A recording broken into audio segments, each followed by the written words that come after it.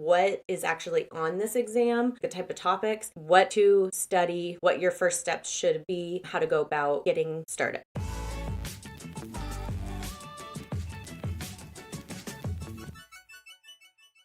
Welcome back to Design, Create, Inspire. My name is Bryn Young, and I have decided to do an ARE series. Today I'm going to start with practice management. You can take them in any order you want. Practice management is generally the first one people with. It's a great one to start with because it's not easy. So it's not like, oh, start with the easy one, but it's a way for you to get really familiar with the exams, how the exams are administered, what type of studying you need to do. You start getting used to the whole process. Practice management is like getting your feet wet with the exams. Practice management goes over topics that we aren't necessarily used to as future architects. What we learned in school isn't necessarily anything that is on this exam. And that can be tough because the exams are high pressure anyways, and then you're sitting in this first exam and you're like, this is not anything I've learned in school. This isn't really even what I do at my job, because a lot of the information is like finances, what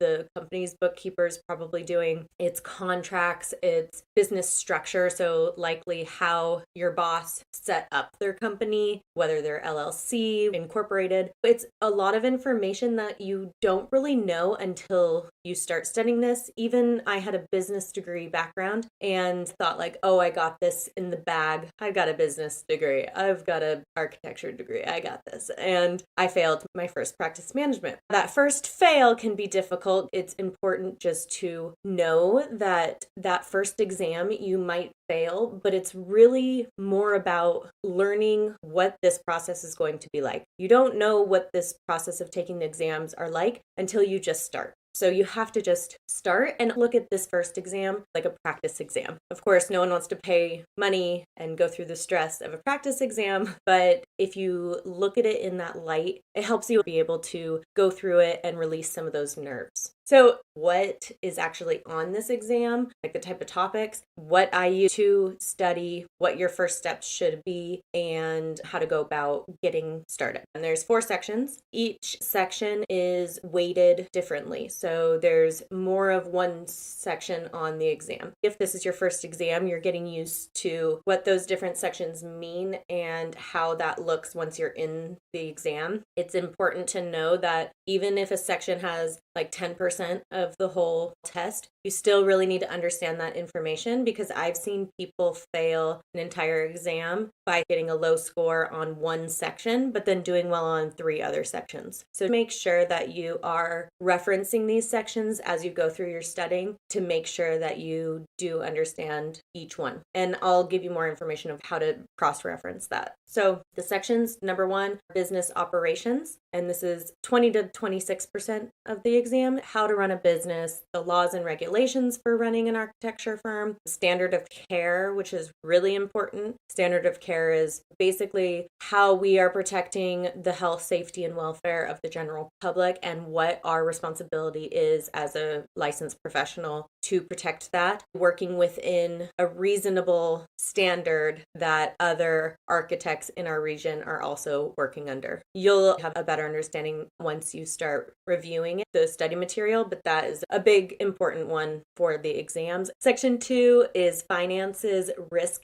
and development of practice. Now, this is 29 to 35% of the exam. And I want to emphasize this because the first thing in that is finances. So there is a lot of financials in this that I wasn't necessarily expecting. Yes, I studied it and I went over like profit loss statements and did equations to make sure the health of the company made sense. I kind of brushed it over like, oh, well, they're not really going to make me do an equation, like a financial equation, because we all have bookkeepers or we all have QuickBooks. So we don't have to actually know that. Well, you do. So don't gloss over the finances. They're important. It is a big chunk of the exam, the risk that you put yourself into. So that'll go into contracts, the importance of contracts, the financial health of the company, proposals, and how to deal with like budgets and stuff for the project. So the third section is project-wide delivery of services. services. This is 22 to 28%, and this is project delivery types, how you are setting up a contract with the client and the contractor, and whether you're design build or your design bid build. So that's super important to figure out how you're delivering those services and then how that delivery method will affect your risk. And then the fourth area is practice methodologies. That's your firm goals, your business structure, phasing of a project, and how that affects risk. A lot of this is about how to assess and reduce risk for your clients, for the general public, for yourself, for your company, how to have a healthy company, how to practice within the standard of care. They're all melded together, but all equally important. To get started, the very first thing you should do is download the ARE handbook. The handbook is great because it's a concise look at the overall exam. It's going to tell you what I just told you, but in more depth of each section, what each section has, type of knowledge you have to know. The handbook is a great tool to go back and reference. It's easy to look over and then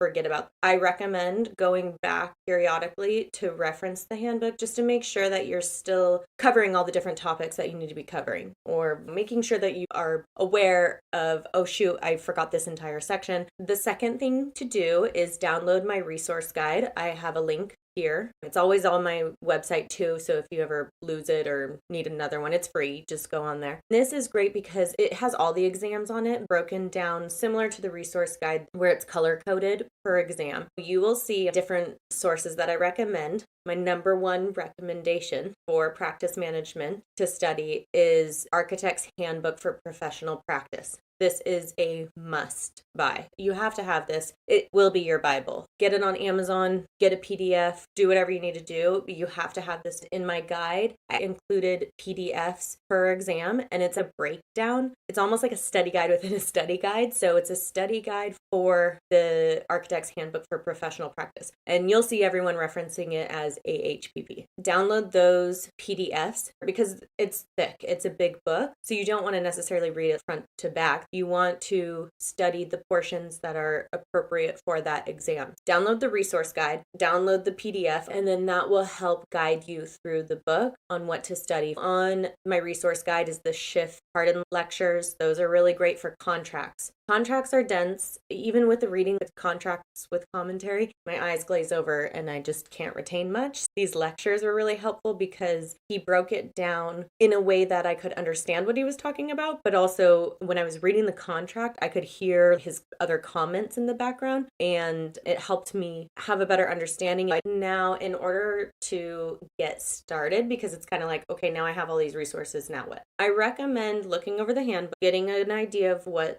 going on, then going into the AHPP and start just making notes. Go through it based on the PDF I have. Start making notes. If you just read through the information, your chances of passing are really low. The information for this exam is not based on rote memorization. You really have to grasp and understand the knowledge. It has to be a combination of reading, writing notes, maybe even developing your own practice questions based on finances and stuff, going through practice exams, going back to the reading, a lot of back and forth. It's important to know that it's not like one way will make you pass. Say you haven't really done any studying. You go and take their 25 question exam and you get a 90%. And you're like, I got this. I'm just letting you know. You maybe do, and you never know, but I don't recommend going in like that. I recommend getting a more full scope. With that said, don't let the fear of failing hold you back from taking the exams because the statistics aren't great. You will probably fail at least one of these exams. So you have to just get in there. This exam, part of it is the information, but part of it is what is it like sitting in there and taking the exam? How do you feel that day with nerves going? Are you a morning test taker? Are you an afternoon test taker? What is it like? Is it cold in there? And there's so many factors. What are your nerves like that go into these exams that you have to just go in and do it in order to experience it, in order to learn how you deal with it, how you are as a test taker, how your nerves are, all that, and just get it over with. Testing anxiety is a huge issue for a lot of us. So even if you know the information, just getting in there can be debilitating.